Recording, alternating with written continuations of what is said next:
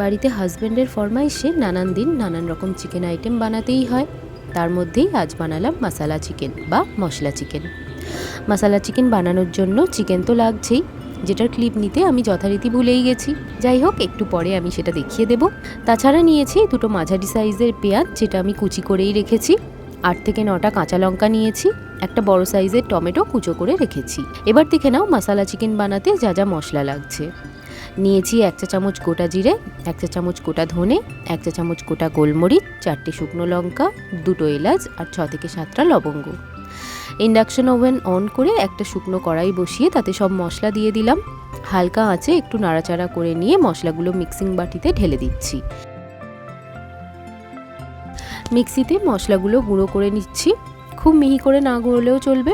আমি মশলা গুঁড়োনোর সময় শুকনো লঙ্কা কিন্তু গোড়াইনি। এখন শুকনো লঙ্কা, কাঁচা লঙ্কা ও টমেটোর একটা স্মুথ পেস্ট বানিয়ে নেব। তোমাদের যদি আমার ঘরোয়া রান্নার রেসিপিগুলো ভালো লাগে তাহলে ভিডিওর নিচে একটা লাইক করে চ্যানেলটা সাবস্ক্রাইব করে দিও। আর তোমরা যদি আমার ভিডিও ফেসবুক থেকে দেখছো তাহলে আমার পেজ সঙ্গীতাস কিচেন লাইক করে রাখো। এবার একটা কড়াইতে 4 টেবিল স্পুন তেল গরম হতে বসিয়ে দিয়েছি। তেল গরম হয়ে এলে কেটে রাখা পেঁয়াজগুলো ছেড়ে দিচ্ছি।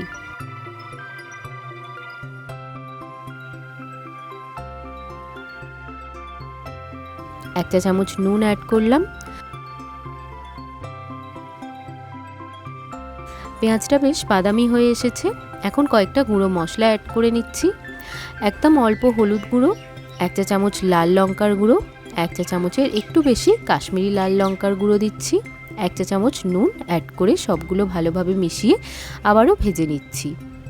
1 টেবিল স্পুন আদা বাটা ও 1 টেবিল স্পুন রসুন বাটা অ্যাড করলাম। আদা রসুনের কাঁচা গন্ধ যতক্ষণ না যাচ্ছে ততক্ষণ অবধি ভেজে নিচ্ছি। মশলা চিকেন বানানোর জন্য যে মশলাটা রেডি করে রেখেছিলাম, এখন সেই মশলাটা অ্যাড করে দিলাম। ভালোভাবে মিশিয়ে দিচ্ছি। অল্প জল অ্যাড করে মশলাটা কষিয়ে নেব। হাফ চা চামচ চিনি অ্যাড করলাম। এটা অপশনাল, তোমরা চাইলে নাও দিতে পারো। মশলার স্বাদ ব্যালেন্স করার জন্য আমি রান্নায় অল্প একটু চিনি মিশিয়ে থাকি। তাছাড়া অল্প একটু চিনি মেশালে গ্রেভির রঙটাও কিন্তু ভালো আসে। এখন অ্যাড করলাম টমেটো লঙ্কার পেস্ট। ভালোভাবে মিশিয়ে অল্প একটু জল অ্যাড করে গ্রেভিটা ফুটতে দিচ্ছি।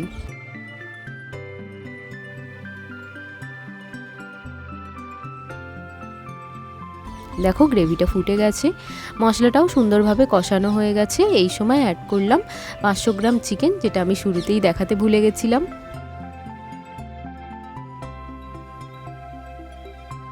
চিকেনটা গ্রেভির তেলেই ভেজে নিচ্ছি।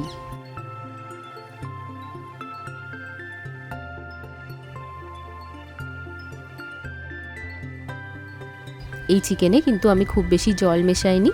দরকার মতো মশলা কষতে যতটুকু লেগেছে ততটুকুই জল অ্যাড করেছি। চিকেনটা গ্রেভির মধ্যেই সেদ্ধ হয়ে যাচ্ছে, এক্সট্রা কোনো জল ব্যবহার করার দরকার নেই।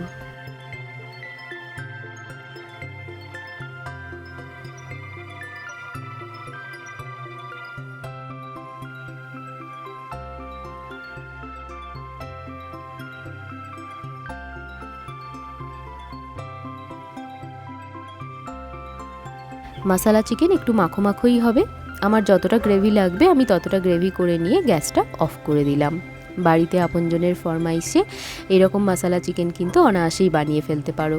রাতের রুটি বা পরোটার সাথে বা লুচির সাথে অসাধারণ লাগে।